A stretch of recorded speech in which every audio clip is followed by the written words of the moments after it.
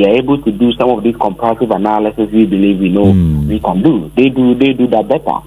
I mean, if you know what 20 cedi can do for you 8 years ago and what 20 cedi can do for you today, that is the economy. And as I always say on radio, that Dr. Bawumia set a good premise for it, that the best indicator of any economy is the individual's pocket. So I think that the people in Ashanti region looked at their pocket, they looked at their conditions of service, they looked at the various mainstays that they engage in farming, trade, commerce, and looked at the variables that come into contact with that. For example, in Ashanti region, if a trader wants to go for a facility at the bank, what is the monetary policy of the Bank of Ghana? 27%, one of the highest in sub-Saharan Africa, and even Africa at large. How can that trader pay back? How can that trader break even? How can that trader employ people? So, if we talk about even unemployment, Ashanti region has 5.4 million people. About 3 million of them are young people like yourself, who are supposed to be working. There's no jobs for them, but the government is gaslighting people. They take the 2.6 million jobs when the data doesn't support it. And the government is singing, oh, when these youth cannot feed themselves. The government is singing, while the youth who have now found solace in betting are being taxed 10%. That tells you the government was disconnected from the youth. So for me, I think those are the variables that came together for us to see the general voter apathy, and particularly in Ashanti region. Yeah. Listeners, we are live on LUV 99.5 Extra on Facebook. You can join the conversation. We're looking at the aftermath of the December 7 election, the analysis and the promises, and also what is ahead. That's where our conversation is going to draw up to with Eugene, and we are going to make sure that we delve into the aspect where it matters most. That aspect is when you come in as a Ghanaian youth. We've looked at the general results so far, and also the Ashanti factor, the voter apathy in the Ashanti region. And Eugene has talked about the fact that in Ashanti region, if you do not let the things that we want reflect, especially when it has been said once and more by the president or the vice president, Dr. Mahmoud Bawumia, that the right economy is what reflects in our pockets, then you're not going to get the vote of the ordinary Ghanaian. So Eugene, if we're done with all these talks, then I would say that there was a rise in youth interest in this particular election. When you're on social media, when you listen to the youth, they tell you that this election is about us. And both presidential aspirants, or the leading aspirant, John Mahama, Dr. Bawumia, had several policies targeted at the youth. Do you think that the youth made a statement in this election? Well, I think that the youth made a statement. We went to this election. When you look at the numbers, my brother, Isaac Kofieje, of multimedia churned out, we had about 2 million Gen Zs going into this election. We had almost 800,000 new voters. I mean, new voters are mostly dominated by young people. It clearly tells you that there were a lot of Gen Zs. And I mean, I don't know, but if I'm asking you, I'm throwing back the question, what do Gen Zs want? They want jobs. They want to afford data. Yes. Because they're always on Instagram. What is the cost of data today? You know, so the digitalization agenda that we are even trumpeting, the youth cannot enjoy it because data is expensive. They cannot get jobs. So for me, what Ghana told the NPP, and I said this in the morning on radio, I don't think it is a Bawumia defeat. I think it's rather a rejection of the Kufuor regime. A referendum against the president. Yeah, and the youth spoke strongly because when you look at our population demography based on the 2021 housing and population census, about 60% of us are classified as youth, and about 40% are Gen Z. So it means that the Gen Z's impact was felt in this election. That is why there were heavy social media marketing strategies by the political parties. But what surprises me the most was that most of the people who led the campaign on the NPP front and even on the NDC front were young people. Yeah. But they were not able to connect, they are leading candidates with the realities of the young people. And I think that the government at a point became tone deaf. I mean, if I can put it bluntly, too many of the concerns of young people like yourself, like myself, and they were okay with the praise singers that surrounded them.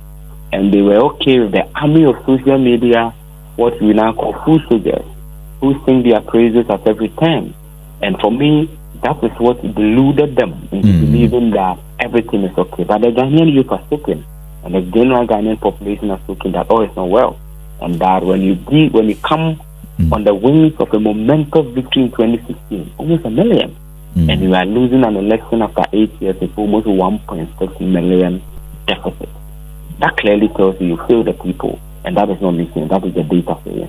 Now, Eugene, if you look at this results that we have in 2016, we thought it was unprecedented with 1 million. Akufo-Addo winning with 1 million votes, and we thought it was going to be the end of it. Now, in 2024, a huge statement has been made, and it tells you that Ghanaians, we have little tolerance, just as Mahama says, little tolerance for bad governance.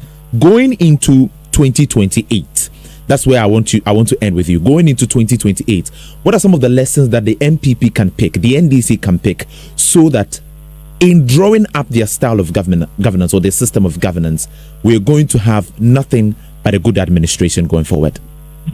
Well, for me, going forward, the first lesson is that the greater the margin of victory. Yesterday, I read from a very senior man, a lawyer, a businessman, David Ofosu-Dote.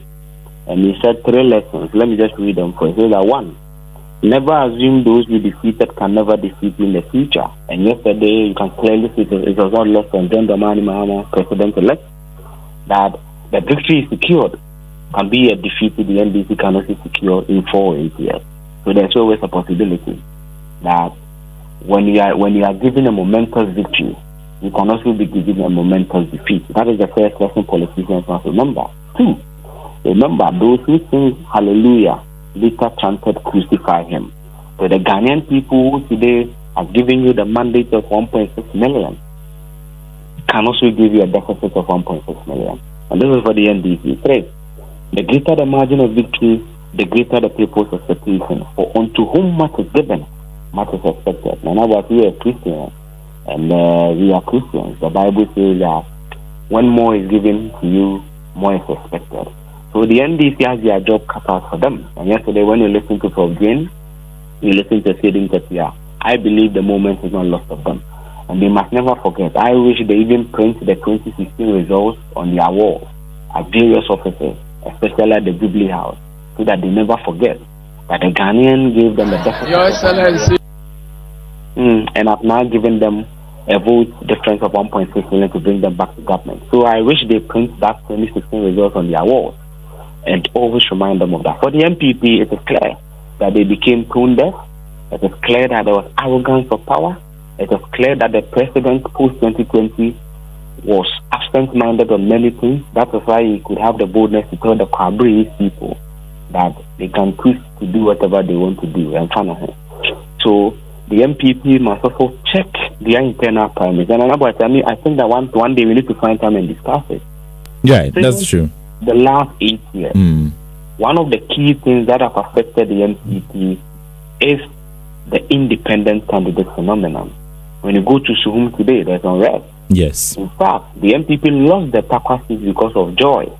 Why is it that under this particular NPP government, lots of people are deflecting? What is happening? 22 independent members of parliament, they've lost their Asante Achimno seat, independent. So it clearly tells you that the way they organize primary, the processes that get people elected, they need to look at it. Alan Chairman has spoken about it. Kennedy Japan spoke about it. White Japan spoke about it. Clearly, there's an issue and they need to look at it. So this will be my views on both the NDC and the NPP. The NDC should never forget today or yesterday the victory that they've had. And it means they have a greater responsibility on their shoulders. The NPP must know that when you are arrogant, when you are pompous, when you become tone deaf to the realities of the ground, the Ghanaian people will punish you. And that is Eugene Osei Tutu, and I picked one thing from him. Thank you so much for joining our conversation here today, Eugene. And we would be having you. We'll be having you consistently. We'll be having you. Thank you. And one thing I picked from Eugene is that the people who gave you 6 million votes can give you a 6 million deficit of votes in the next election.